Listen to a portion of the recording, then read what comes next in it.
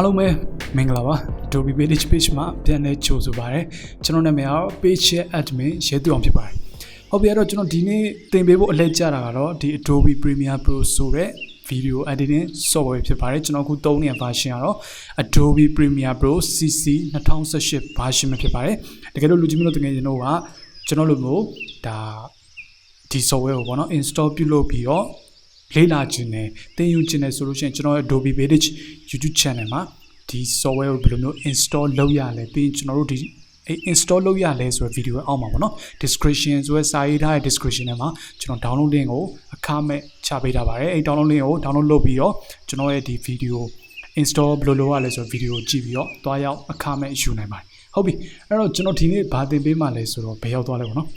်အဲ့တော့ကျွန်တော်ဒီနေ့ဘာသင်ပေးမှလဲဆိုတော့ကျွန်တော်ခေါင်းစဉ်မှာတွေ့ရတဲ့အတိုင်းပဲပေါ့နော်ကျွန်တော် Adobe Premiere Pro ထဲမှာဒီ cap ကိုဘယ်လိုမျိုးကျွန်တော်ရဲ့ video editing မှာအသုံးပြုရလဲဆိုတဲ့အရာနဲ့ပတ်သက်ပြီးတော့ကျွန်တော်သင်ပေးသွားမှာဖြစ်ပါတယ်။ Okay အဲ့တော့ကျွန်တော်တို့ပြောနေကြရအောင်နော်စလိုက်အောင်နော်။ဟုတ်ပြီအဲ့တော့ကျွန်တော်အခု cap ကိုကျွန်တော်ဘယ်လိုမျိုးအသုံးပြုရမှာလဲပေါ့နော်။ကျွန်တော်အခုဖွင့်ထားတဲ့ wallspace ကကြတော့ wallspace ဒါကျွန်တော် online course အတွက်အသုံးပြုတဲ့ wallspace တစ်ခုပဲပေါ့နော်အဲ့တော့လူကြီးမျိုးတို့တငယ်ချင်းတို့ကဒီနေရာမှာကျွန်တော်စကားကိုကြားပြတ်ပြီးတော့ပြောလိုက်အောင်မယ်ကျွန်တော်ဒီ online သင်တန်းတွေနဲ့ပတ်သက်ပြီးတော့ screen reduction သင်တန်း Adobe Lightroom photo editing သင်တန်း Photoshop for beginner သင်တန်းပြီးတော့ကျွန်တော်ဒီ Adobe Premiere Pro video editing ကိုဘယ်လိုမျိုးအသုံးပြုရမလဲဆိုတော့ဒီသင်တန်း၄ခုနဲ့ပတ်သက်ပြီးတော့စိတ်ဝင်စားရဆိုလို့ရှိရင်ကျွန်တော်ရဲ့ Adobe Village Facebook page messenger မှာအချိန်မီလာရောက်ဆက်သွယ်နိုင်ပါတယ်ဟုတ်ပြီနော်ကျွန်တော် secret group တွေနဲ့တင်ကြပေးတယ်သင်တန်းမျိုးစားတွေပဲဖြစ်ပါတယ်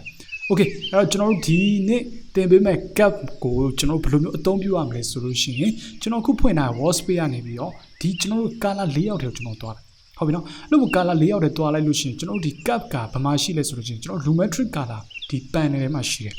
Okay အဲ့တော့ကျွန်တော်ဒီနေရာမှာခဏခဏတတိပေးနေကြအောင်เนาะဒီ lumetric color ကိုမတွေ့ဘူးဆိုလို့ရှိရင်ဒီ window ထဲကိုတွားလိုက်ပြီးကျွန်တော်ဒီမှာ lumetric color ဆိုတဲ့နေရာလေးကိုအမှန်ချစ်ပေးလိုက်ဒါဆိုလို့ရှိရင်တကယ်လို့လူကြီးမင်းအသုံးပြုနေတဲ့ Adobe Premiere Pro version ဟာ CC version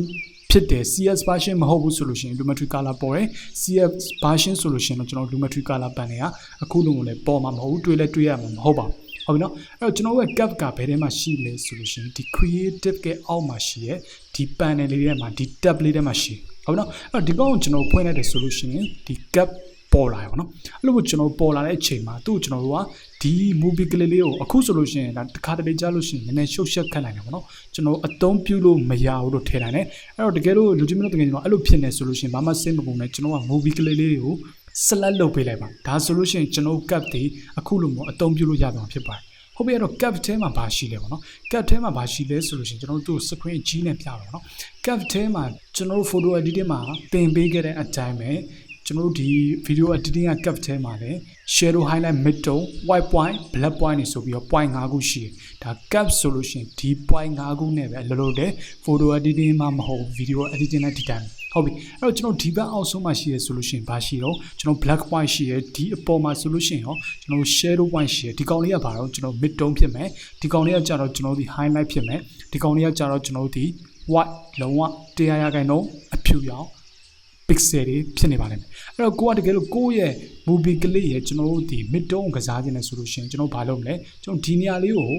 တိုးပေးလိုက်ပေါ့တကယ်လို့ကိုကတိုးခြင်းနဲ့ဆိုလို့ရှိရင်ဟုတ်ပြီနော်အဲ့တော့ကျွန်တော်တို့ရဲ့ဒီ movie clip မှာ mid tone တွေကများနေဆိုလို့ရှိရင် short ပေးလိုက်ပေါ့တကယ်လို့ကျွန်တော်ရဲ့ movie clip တွေမှာ highlight တွေကများနေဆိုလို့ရှိရင် short ပေးလိုက်တကယ်လို့ကိုက highlight ကိုတိုးခြင်းနဲ့ဆိုလို့ရှိရင်အပေါ်တိုးပေးလိုက်ပေါ့ဟုတ်ပြီနော်အဲ့တော့ဒါ S shape ပုံသဏ္ဍာန် cut ပုံသဏ္ဍာန်ကျွန်တော်အခုလိုပဲမြင်တွေ့နေရတာဖြစ်ပါတယ်တကယ်လို့ S shape ပုံသဏ္ဍာန် cut မျိုးဆိုလို့ရှိရင်ကျွန်တော်ဘာဖြစ်တော့ကျွန်တော်ရဲ့ movie clip တွေမှာ contrast များတဲ့ feeling ကိုပေးပါတယ် okay အဲ့တော့ကျွန်တော်တို့ရဲ့ movie clip မှာ shadow တွေကနည်းနေဆိုလို့ရှိရင်ကျွန်တော်တို့များပေးလိုက်ပေါ့ဟုတ်ပြီနော် shadow တွေကကျွန်တော်တို့မဲနေရဆိုလို့ရှိရင်အပေါ်တင်ပြီးတော့ဖြူပေးလို့ရတယ်တကယ်လို့ကျွန်တော်တို့က shadow တွေကဖြူနေတယ်ပုံမဲအောင်လုပ်ချင်တယ်ဆိုလို့ရှိရင်အောက်ကိုဆင်းပေးလိုက်ပေါ့ဟုတ်ပြီနော်အဲ့တော့ဒီမှာဆိုလို့ရှိရင်ကျွန်တော်အောက်ဆင်းလို့ရှိရင်ကျွန်တော်တို့ရဲ့ dolphin ဆိုရဲလင်းမိုင်တွေကပို့ပြီးတော့အခုလိုမျိုး movie clip မှာပုံမဲလာတော့တွေ့ရမှာဖြစ်ပါတယ်ဒါဆိုလို့ရှိရင်ကျွန်တော်တို့ရဲ့ shadow ဖြစ်တဲ့ဒီ dolphin တွေကပို့ပြီးတော့လင်းလာမှာဖြစ်ပါတယ်ဟုတ်ပြီနော်ဒါကကျွန်တော်တို့ cap ကိုဘယ်လိုမျိုးအသုံးပြုရလဲဆိုတာနဲ့ပတ်သက်ပြီးတော့ကျွန်တော်ရှင်းပြနေခြင်းဖြစ်ပါတယ်အဲ့တော့တကယ်လို့ကိုက reset ချခြင်းလဲဆိုလို့ရှိရင် double click နှိပ်လိုက်ပေါ့ okay ဒါကကျွန်တော်တို့ဒီအဖြူရောင် cap ကိုအသုံးပြုပုံအသုံးပြုနေတကယ်လို့လူကြီးမျိုးတကယ်ချင်းတော့ဒီ red နဲ့ green နဲ့ blue နဲ့ color channel 3ခုက cap ကိုလာပြီးကစားပေးခြင်းနဲ့ဆိုလို့ရှိရင်လည်းရတယ်ဒါဘာလဲဆိုလို့ရှိရင်ကျွန်တော်တို့ RGB ရဲ့စမ်းကျင်ဘက်ဒီ CMY R ရဲ့စမ်းကျင်ဘက်ဒီ cyan G ရဲ့စမ်းကျင်ဘက်ဒီ magenta blue ရဲ့စမ်းကျင်ဘက်ဒီ yellow ကျွန်တော်တို့တကယ်လို့ဒီ cyan တွေကိုများခြင်းနဲ့ဆိုလို့ရှိရင်ကျွန်တော်တို့ရဲ့ဒီ cap ကို red channel ကိုလာပြီးတော့အောက်ကို red ကို short ပေးလိုက်ပေါ့ဒါဆိုလို့ရှိရင် cyan နဲ့တိုးလာလိမ့်မယ်တကယ်လို့ကိုက magenta တွေတိုးခြင်းနဲ့ဆိုလို့ရှိရင် green ကို short ပေးလိုက်ဟုတ်ပြီနော်ကိုကတကယ်လို့ကိုယ့်ရဲ့ movie clip မှာအစိမ်းရောင်နဲ့တိုးခြင်းနဲ့ဆိုလို့ရှိရင်အပေါ်တိုးပေးလိုက်ပေါ့ဒါမကတ်ပါဘူးဟုတ်ပြီနော်တကယ်လို့ကိုယ့်ရဲ့ movie clip highlight နေရာမှာကိုကအစိမ်းရောင်နဲ့တိုးခြင်းနဲ့ဆိုလို့ရှိရင်ဒီနေရာလေးကိုကျွန်တော်တိုးပေးလိုက်ဟုတ်ပြီနော်ကျွန်တော်အလင်းရှိရဲ့နေရာတွေကအစိမ်းရောင်ဖြစ်သွားလိမ့်မယ်တကယ်လို့ကိုယ့်ရဲ့ movie clip ရဲ့ highlight နေရာတွေမှာ magenta တိုးခြင်းနဲ့ဆိုလို့ရှိရင်အောက်ကိုဆွဲပေးလိုက်โอเคအဲ့တော့နောက်တစ်ခုကျွန်တော်တို့ကိုယ့်ရဲ့ movie clip တွေမှာကျွန်တော် highlight နေရာမှာ yellow tint လေးတွေဖြစ်စေချင်တယ်ဆိုလို့ရှိရင်ဒီ highlight နေရာကိုလာပြီးတော့ blue ဆိုတဲ့ cap ကိုအောက်ဆွဲချပေးလိုက်ပေါ့ blue point ရဲ့ဘယ်နေရာတော့ကျွန်တော် blue point ရဲ့ highlight နေရာကိုအောက်ဆွဲချပေးလိုက်ပေါ့ဒါဆိုလို့ရှိရင်ကျွန်တော်တို့ရဲ့ movie clip ရဲ့ highlight နေရာမှာကျွန်တော်တို့ yellow တွေမြင်ရမှာဖြစ်ပါတယ်โอเคဒါကျွန်တော်တို့ဒီ color channel 3ခုနဲ့ဒီ brightness level ဆိုရဲအဖြူရောင် cap ကိုကျွန်တော်တို့ဘယ်လိုကစားလဲဆိုတာနဲ့ပတ်သက်ပြီးတော့ကျွန်တော်ရှင်းပြတာဟုတ်ပြီနော်ပြီးကျွန်တော်အောက်ကိုဆက်ဆင်းလိုက်မယ်ဆိုလို့ရှိရင်ကျွန်တော်တို့လူကြီးမျိုးတို့ 1 2 3ဘာတွေ့နေရလဲဆိုလို့ရှိရင်ဒီ hue saturation cap ဆိုတဲ့ဒီအဝိုင်းလေးကိုတွေ့နေရဒီကောင်လေးကဘာကိုပြောရလဲဆိုလို့ရှိရင်ကျွန်တော်အပေါ်မှာမြင်ခဲ့တဲ့အတိုင်းပဲဟုတ်ပြီနော်ဒီ RGB ဆိုတဲ့ color channel 3ခုကိုပဲပြန်ပြီးတော့ select ရွေးပေးလို့ရတဲ့ spear စက်ဝိုင်းလေးစက်လုံးလေးပဲဖြစ်ပါတယ်ဟုတ်ပြီအဲ့တော့သူ့ကိုကျွန်တော်ကဘယ်လိုအသုံးပြုရမှာလဲဆိုလို့ရှိရင်ဒီအောက်ကိုကျွန်တော်ကြည့်ကြည့်လိုက်ဒီမှာကျွန်တော်အနီရောင်ရှိတယ်အဝါရောင်ရှိတယ်အစိမ်းရောင်ရှိတယ်အဲ့တော့သူ့ကိုကျွန်တော်အတူမှတ်မယ်ဆိုလို့ရှိရင်အနီရောင်အစိမ်းရောင်အဝါရောင် RGB ဟုတ်ပြီနော် R အနီရောင် red G green ရောင် B blue အပြာရောင်ဟုတ်ပြီနော်ပြီး CMY ဒီကောင်ကကျတော့ cyan ဆိုတဲ့ရောင်ဒီကောင်ကကျတော့ magenta ဆိုတဲ့ရောင်ဒီကောင်ကကျတော့ yellow ဆိုတဲ့ရောင်အဲ့တော့ကျွန်တော်တို့ဒီရောင်6ရောင်ပဲသူကလာပြီးတော့ပြန်ပြတာအဲ့တော့ကျွန်တော်တို့ကဘယ်လိုမျိုးအသုံးပြုရမလဲဆိုလို့ရှိရင်ကျွန်တော်တို့ movie clip မှာရှိနေတဲ့ဒီအပြာရောင်ကိုပို့ပြီးတော့ saturation ပိုများစေချင်တယ်ဆိုလို့ရှိရင်ကျွန်တော်ဒီနေရာလေးကိုလာဒီအပြာရောင်စလုံးလေးကိုရွှေ့ပေးလိုက်ရွှေ့ပေးပြီးလို့ရှိရင်ဘာဖြစ်မလဲဆိုလို့ရှိရင်ကျွန်တော်ဒီမှာ point 3 point တွေ့နေရတယ်အဲ့လို point 3 point တွေ့နေရချင်းမှာကျွန်တော်ဒီအလဲကဒီ point လေးကိုကျွန်တော်တို့က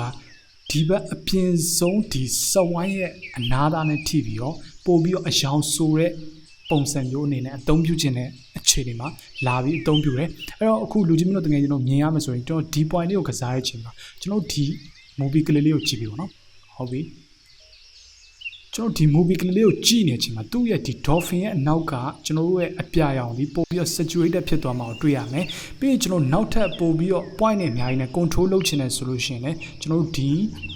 ီနေရာလေးကိုလာပြီးတော့ကျွန်တော်တို့လွတ်နေတဲ့နေရာလေးကိုလာပေါ့နော်လွတ်နေတဲ့နေရာလေးကိုလာတဲ့အချိန်မှာကျွန်တော်ရဲ့ icon လေးကအခုလိုမျိုးအပေါင်း icon လေးနဲ့ကျွန်တော်တို့တွေ့ရတယ်မယ်အဲ့တော့ကျွန်တော်တို့ဒီလိုမျိုးဆွဲပေးလိုက်ဒီမှာကျွန်တော်တို့လာမယ်ဆိုလို့ရှိရင်လည်းအပေါင်း icon လေးဒီလိုမျိုးကျွန်တော်အယောင်တွေကိုပို့ပြီးတော့ saturation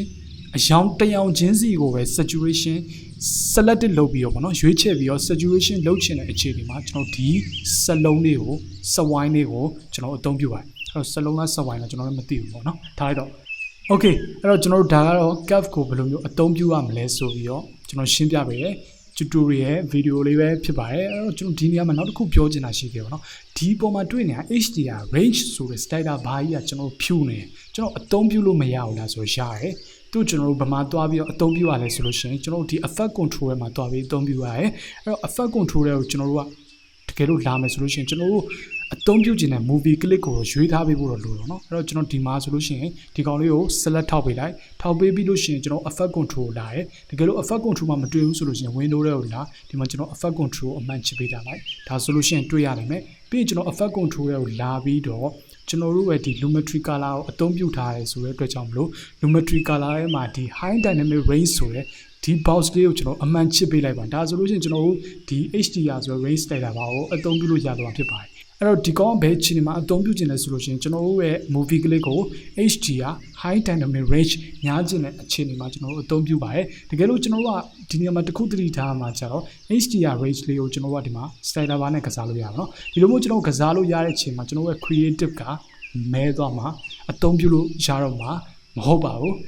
Okay အဲ့တော့ကျွန်တော်ဒီနေ့ Adobe Premiere Pro ထဲမှာ cap ကိုဘယ်လိုမျိုးအသုံးပြုရမလဲဆိုပြီးရှင်းပြရဲ knowledge sharing video လေးကတော့ဒီနေ့ပေါ်ဒီလောက်ပါပဲဒါ video editing သမားတွေအတွက်တော်တော်လေးကိုအကျိုးရှိမဲ့ video တစ်ခုဖြ ဖြစ်မယ်လို့မျှော်လင့်ပါပေါ့နော် beginner သမားရဲ့အတွက်ပေါ့နော်ဟုတ်ပြီနော်အဲ့တော့ကျွန်တော်ဒီဗီဒီယိုလေးကို